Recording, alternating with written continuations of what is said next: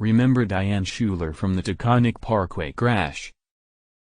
I saw this documentary quite a few years ago, but I rewatched it today and looked up some of the commentaries on it. As someone that works with addiction as a social worker and that has also struggled with alcohol use in the context of my own mental health struggles, what happened seems pretty clear-cut to me. It surprises me when looking through previous news commentary on how many misconceptions there are in the context of addiction. So I wanted to dive into it and get the opinion of a sub that I've long found to be able to discuss difficult and complex topics in a smart, objective way. So here's a brief summary of the event. Diane Schuler, 36 was a successful career woman and devoted mother, and wife on Long Island, New York, where I happen to live, so you can see why I'm a little invested in it lol. In July of 2009, she and her husband took their 2 children, dog, and 3 nieces on a camping trip in upstate NY. On July 26, Diane's husband left in his truck with the dog and Diane left with the children. During the course of this drive home, Diane was seen driving recklessly, being pulled over and vomiting, and at around 1 p.m. one of her nieces called Diane's brother terrified, saying there's something wrong with Aunt Diane. Diane got on the phone sounding incoherent, saying that the kids were just playing, and left the phone on a side rail. At around 1:30 p.m., 911 received calls that someone was driving the wrong way on the Taconic Parkway. Some stated that the driver was speeding and seemed hyper-focused. Ultimately, they ended up colliding with a car carrying 3 men in it. Everyone sadly passed except for one child, the youngest son of Diane. Aftermath.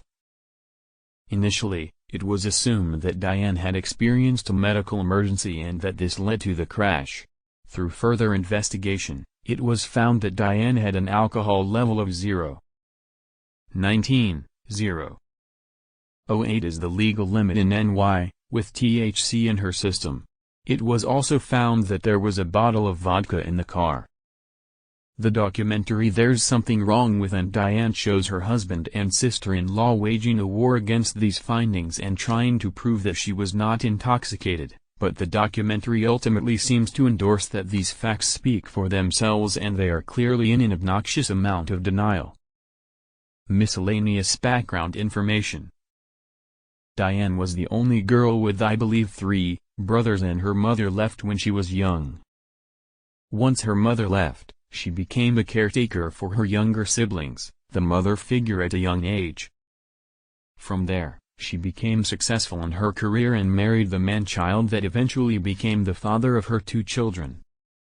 Friends dating back to high school and being as recent as right before the crash state that she was always on top of things, never complained about anything, never spoke about her past, and was the perfect mother. My opinion. I loathe what Diane did, but, at the same time, I do understand her mental state at the time. Here's what I think happened. I honestly think that Diane was a good person that did a really fucking bad thing. She and her man-child husband worked opposite schedules. I think she developed habitual alcoholism and became dependent on the support alcohol gave her to cope with past trauma and maybe even her current circumstances too, i.e. her husband seems like a dick. It's easier to become an alcoholic than to cease to be one because there are so fucking many reasons to drink once you've started. From my loved one died to the weather sucks, your mind finds a reason to tell you just have a drink and you'll feel better. It doesn't matter if it's warranted. The mind of an addict isn't always a clear mind. It gets a little cloudy sometimes. So I think she drank on that camping trip. I think she probably drank during that camping trip because she was an alcoholic. And alcoholics tend to drink, I can speak from experience on that.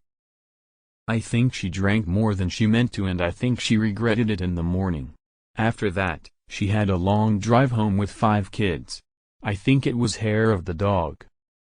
I think she thought I just need a little bit to get through. Then a little bit turned into I don't feel so good, I just need a smoke to calm me down. Then that turned into a full-blown blackout, I think that phone call her niece made threw her over the edge. It doesn't surprise me that after it she was speeding with a hyper-focused look on her face. If I just get the kids home, no one will ever know. I would bet anything that's the exact thought that went through her fucked up mind. The prospect of people knowing what she did, what she has made her panic. I have to get home, I just have to get home, and then everything will be okay. Everything will be normal. I can almost hear those thoughts going through her blacked out mind, and I get it. No hard feelings for anyone that disagrees, but I feel Diane wasn't a bad person.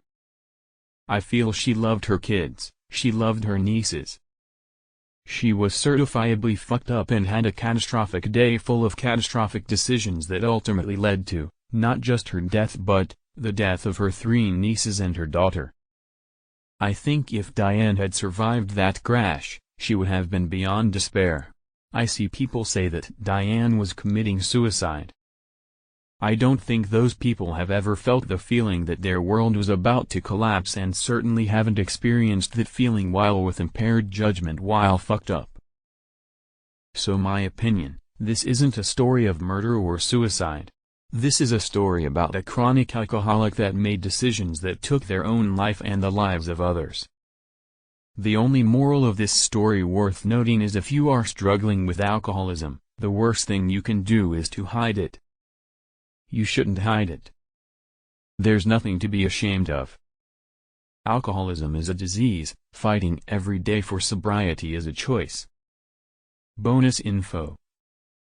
The mother and father of Diane's 3 nieces eventually had another baby and started a foundation in their lost children's names. It's a beautiful story.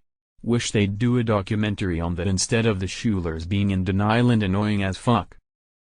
That is all. The website is linked below in case anyone wants more info.